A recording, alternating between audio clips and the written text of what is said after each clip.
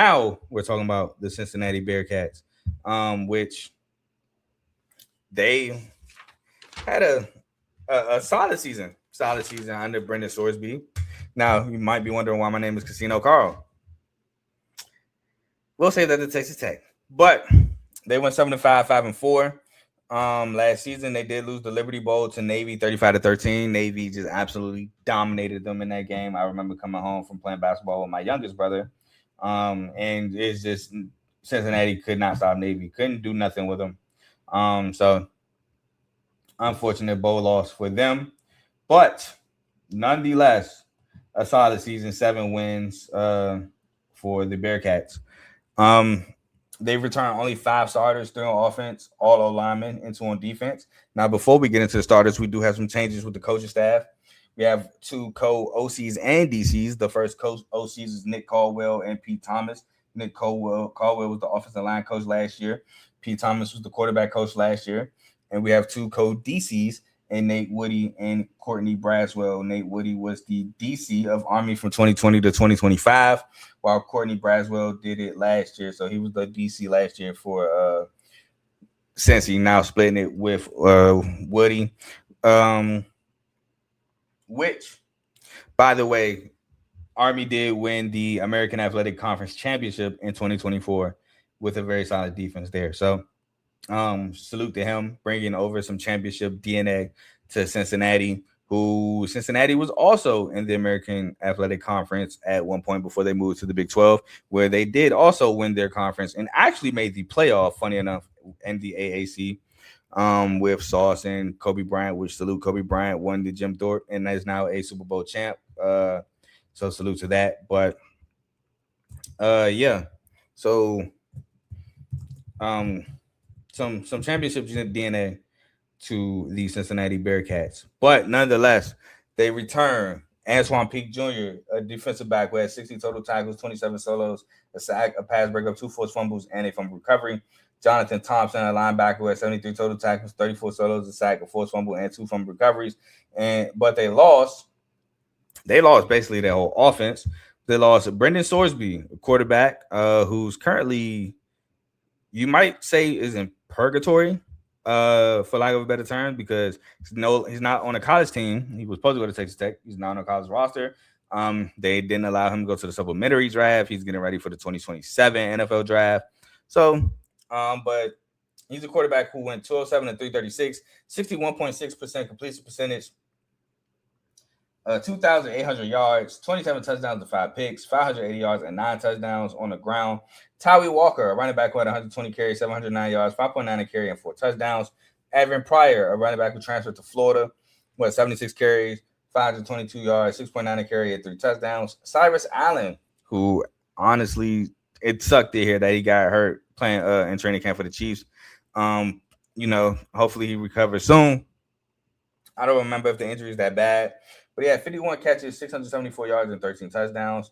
Caleb Goody, a receiver who had 29 catches, 484 yards, and 2 touchdowns, currently transferred to Mizzou. Jeff Caldwell, another receiver on the Chiefs, 32 catches, 478 yards, and 6 touchdowns. Joe Royer, tight end on the Browns, 29 catches, 416 yards, and 4 touchdowns. Jake Goldie, a linebacker on the Vikings, 104 total tackles, 38 solos, 3.5 sacks, 3 pass breakups, and a forced fumble. Trevon Gola-Collar, a safety, 71 total tackles, 24 solos, and 3 pass breakups. Christian Harrison, a defensive back who transferred to Arkansas, 66 total tackles, 40 solos, 7 pass breakups, and a pick. Jack Dingle, a linebacker on the Bengals, 60 total tackles, 25 solos, and 3 sacks. Matthew McDoom, who was on the Ravens, but got cut in between me writing this up and me doing this video. But he's a cornerback who had 50 total tackles, 29 solos, 4 pass breakups, a pick, and a pick 6. Quan Sanks, a defensive back who transferred to Indiana, 50 total tackles, 26 solos, 4 pass breakups, a forced fumble with 2 fumble recoveries. And Dante Corleone, a defensive tackle, had 14 total tackles and 5 solos.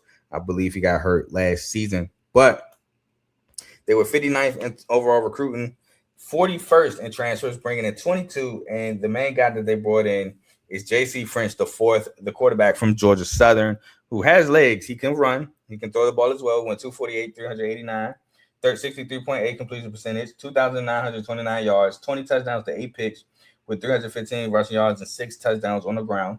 Zylan Perry, a running back from Louisiana Lafayette, who had 138 carries for 689 yards, 5 a carry, and 8 touchdowns.